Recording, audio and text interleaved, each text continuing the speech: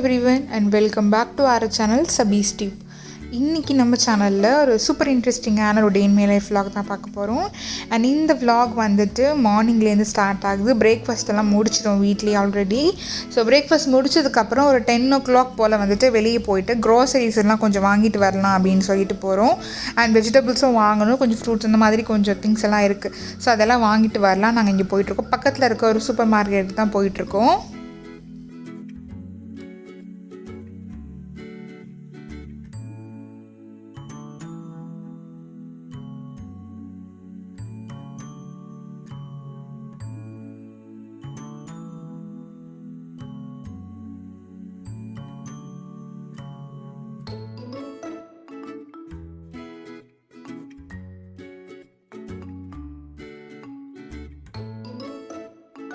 So வந்தாச்சு. இங்கே நான் கொஞ்சம் திங்ஸ் எல்லாம் பார்த்து எடுத்துகிட்டு இருந்தேன். ஃபைஸும் அவங்க டேடியை வந்து மாடிக்கு போயிட்டாங்க. ஃபைஸன் டேரெக்டாக வந்து மாடியில் இருக்கிற அந்த டாய் செக்ஷன் இந்த மாதிரி நிறைய யூட்டிலிட்டி எல்லாமே வச்சுருப்பாங்க. ஸோ அங்கே வந்து போயிட்டாங்க.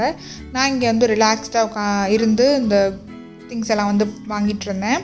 ஸோ ஃபைஸன் வந்து அவரோட டாய் என்னென்னு சூஸ் பண்ணிட்டு வந்துட்டார். இந்த மாதிரி நிறைய குட்டி குட்டி பீசஸ் இருக்கிற டாய், ஏதோ வந்து கனெக்ட் பண்ணி சைக்கிள் அந்த மாதிரிலாம் ஏதோ செய்கிற மாதிரி.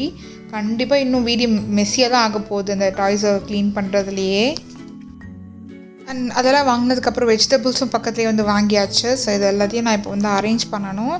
வாங்கிட்டு வர்றதை விட அதை அரேஞ்ச் பண்ணுறது தான் பெரிய வேலை. க்ரோசரிஸ் எல்லாம் வந்து அரேஞ்ச் பண்ணிட்டேன். இப்போ வெஜிடபிள்ஸ் வந்து பிரித்து வைக்கணும் எல்லாத்தையும் சேர்த்து.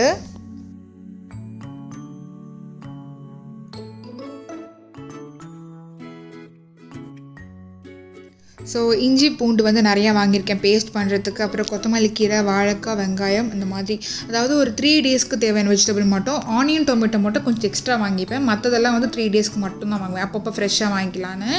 அண்ட் இங்கே வந்து அவன் கொஞ்சம் க்ளீன் பண்ண வேண்டியது இருக்குது. அவன் வந்து ரொம்ப நாள் ஆச்சு, உள்ளே வந்து க்ளீன் பண்ணிவிட்டு ரொம்ப தெரிச்சு ஒரு மாதிரியாக இருக்குது. ஸோ அதனால் அதை வந்து க்ளீன் பண்ண போகிறேன். அதுக்கு நான் என்ன பண்ணுவேன் அப்படின்னாக்கா, எந்த ஒரு லிக்விடும் எந்த ஒரு ஸ்ப்ரேவும் யூஸ் பண்ண மாட்டேன். இந்த மாதிரி ஒரு கிளாஸ் பவுலில் வாட்டரை ஆட் பண்ணிவிட்டு அதில் ஒரு 2 லெமன் வந்து தின்னாக ஸ்லைஸ் பண்ணிவிட்டு அதில் போட்டுருவேன். ஸோ போட்டுட்டு ஃபஸ்ட்டு ஒரு 3 minutes இனிஷியலாக கொதிக்க விடணும். அதுக்கப்புறமா ஒரு எக்ஸ்ட்ராவாக நம்ம டைம் பார்த்து வச்சுக்கலாம். ஸோ இந்த கொதி வந்து பத்தாது. ஸோ அதனால் எக்ஸ்ட்ராவாக நான் மறுபடியும் க்ளோஸ் பண்ணிவிட்டு ஒரு 5 minutes வந்து வச்சுக்கிறேன். ஸோ டோட்டலி 8 minutes, 10 minutes கூட வச்சுக்கலாம். ஸோ 5 minutes வச்சுட்டு நான் அப்படியே விட்டேன். அதுக்கப்புறம் ஓப்பன் பண்ணி பார்த்தாக்கா தண்ணியெல்லாம் ஃபுல்லாக கொஞ்சம் தெரிச்சிருக்கும், அந்த சூடு கொதிக்கப்பட்டு. ஸோ அந்த ஆவிலாம் தெரிச்சிருக்கோம் இல்லையா. ஸோ ஈஸியாக நம்ம துடைக்கும் போது அந்த அழுக்கு பிசுப்பு வந்து வந்துடும்.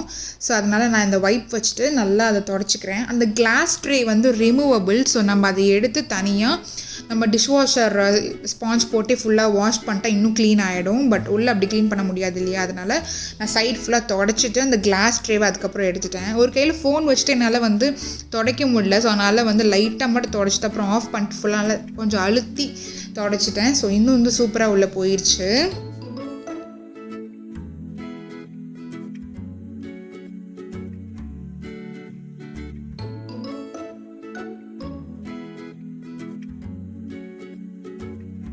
அண்ட் தென் நான் கிளாஸ் ட்ரேவும் வாஷ் பண்ணி மாட்டிட்டேன். ஸோ அவன் வந்து சூப்பராக க்ளீன் ஆகிடுச்சு. இந்த வேலை வந்து முடிஞ்சிடுச்சு. அண்ட் அதுக்கப்புறம் வந்து கடலை வந்து ஊற வைக்க வேண்டியது வந்து சன்னா வந்து ஊற வச்சு நான் டின்னருக்கு வந்து யூஸ் பண்ணிக்கலாம் அப்படின்னு சொல்லிட்டு சன்னா வந்து ஒரு 1/4 கிலோ இருக்கும். நான் வந்து ஃபுல்லாக மொத்தமாகவே போட்டு நான் ஊற வச்சுட்டேன். அது வந்து ஒரு 8 hours வந்து ஊறணும்.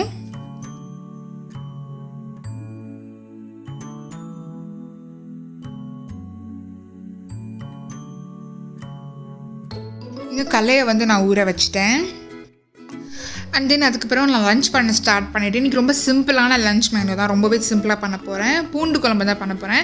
அதுக்கு மசாலா வந்து நான் மிக்ஸிலே அரைச்சி ரெடி பண்ண போகிறேன். ஸோ அதுக்கு வந்துட்டு ஒரு 2-3 ஸ்பூன் அளவுக்கு மிளகு வந்து சேர்த்துக்கலாம். மிளகுக்கு கொஞ்சம் கம்மியாக, அதாவது ஒரு ஸ்பூன் இல்லை அரை ஸ்பூன் வந்து கம்மியாக வந்து ஜீரகம் வந்து சேர்த்துக்கலாம். ஒரு 1.5 ஸ்பூன் அளவுக்கு ஜீரகம் சேர்த்தாச்சு. அண்ட் இது கூடவே வந்துட்டு பூண்டு இருக்கு இல்லையா. ஸோ அது வந்து ஒரு 8 பல் மாதிரி சேர்த்துக்கலாம். இதுலேயும் சேர்க்கணும், முழுசாகவும் சேர்க்குற மாதிரி இருக்கும். நான் இப்போ அரைக்கிறதுலேயும் நான் அந்த பூண்டை வந்து சேர்த்துக்கிறேன், ஒரு 7-8 பல் பூண்டு. அண்ட் தக்காளி வந்து பார்த்தோம் அப்படின்னாக்கா ஒரு பெரிய பழமாக இருந்தால் ஒன்று போதும், சின்ன பழமாக இருந்தால் ஒரு 1.5 பழம் எடுத்துக்கலாம், 1-2 பழம் வரைக்கும் எடுத்துக்கலாம். ஸோ அதையும் சும்மா நான் ரேண்டமாக வந்து சாப் பண்ணிவிட்டு நான் அந்த ஜாலியை வந்து போட்டுடுறேன். அண்ட் இது கூடவே மஞ்சள் தூள் சேர்த்துக்கணும். நான் மஞ்சள் தூளை விட முழு மஞ்சளாக இருந்தால் சேர்த்துக்கலாம், அது வந்து இன்னும் சூப்பராக இருக்கும்.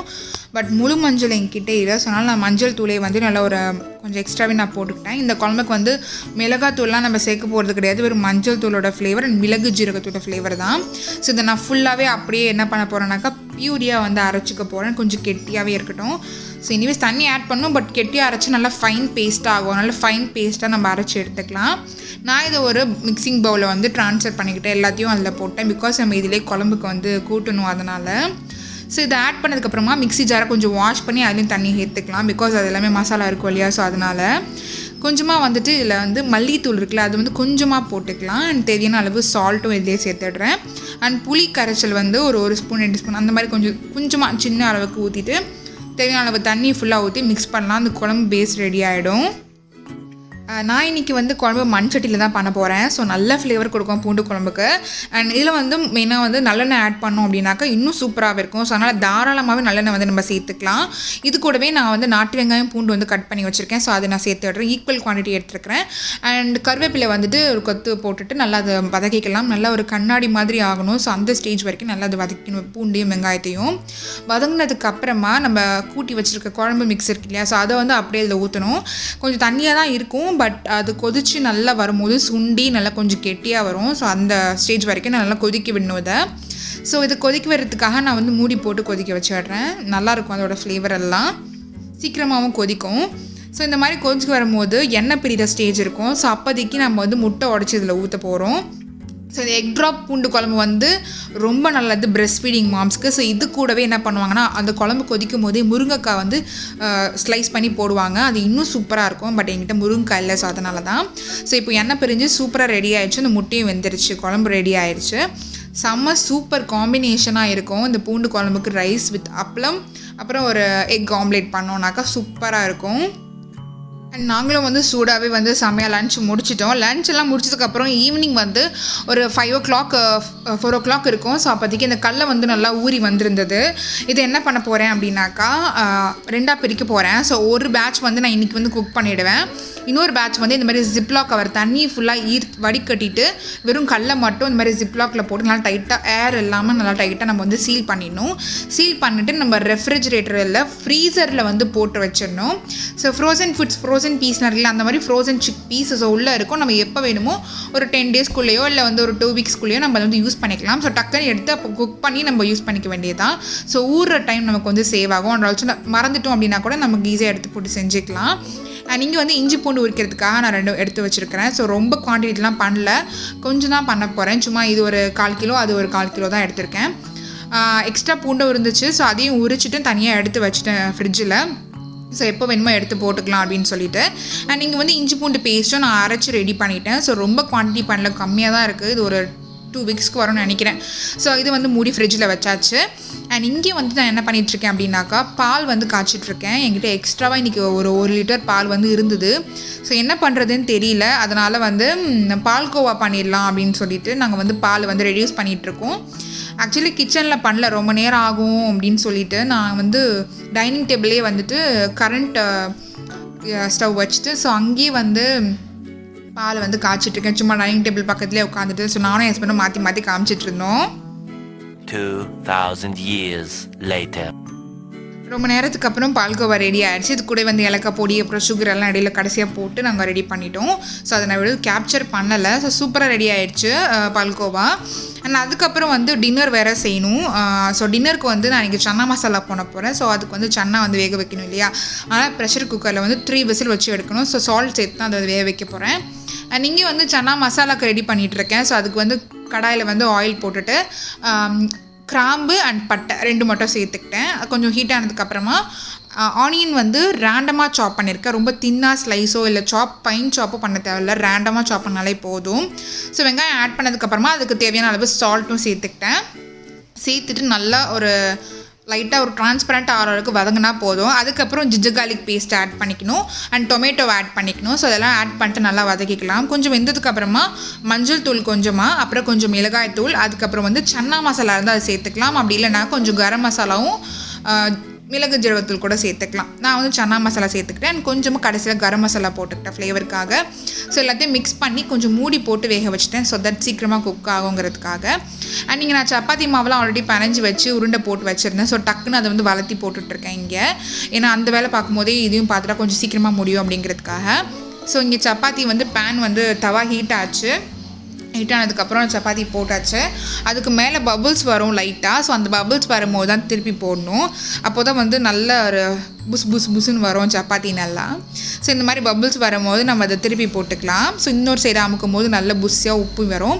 ஸோ இதுக்கு மேலே நான் கொஞ்சமாக வந்து அன்சால்டட் பட்டர் வந்து போட்டுக்கிட்டேன். நான் ஃபைசினுக்கு வந்து பட்டர் போட்டால் ரொம்ப பிடிக்கும். அவனும் சாப்பிடுவான், குழந்தைக்கு கொடுக்குறது தானேன்னு சொல்லிட்டு. ஸோ நான் கொஞ்சம் பட்டர் போட்டே வந்து கொஞ்சம் சப்பாத்தி செஞ்சுக்கிட்டேன். நான் இங்கே வந்து சூப்பராக அது ஆனியன் டொமேட்டோ மசாலா சூப்பராக ரெடி ஆகிடுச்சு. இதை ஆஃப் பண்ணி ஆற வைக்கணும். ஆற வச்சதுக்கப்புறம் நல்லா இதை பியூரியாக நம்ம அரைச்சி எடுத்துக்க போகிறோம்.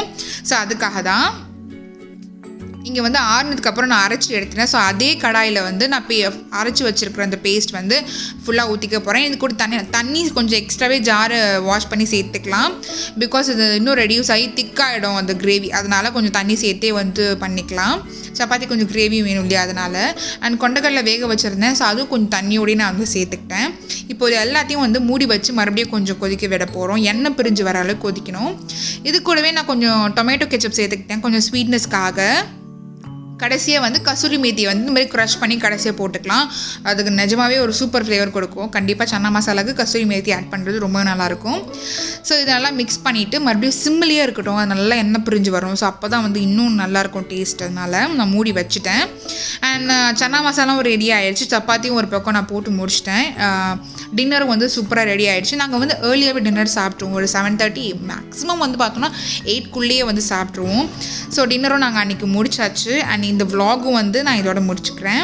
கண்டிப்பாக இந்த vlog உங்களுக்கு பிடிச்சிருக்கும் அப்படின்னு சொல்லிட்டு நம்புகிறேன். இந்த வீடியோ உங்களுக்கு பிடிச்சிருந்தா லைக் பண்ணுங்கள், ஷேர் பண்ணுங்கள் அண்ட் மறக்காமல் சபீஸ் டியூப் சேனலை சப்ஸ்கிரைப் பண்ணிக்கோங்க.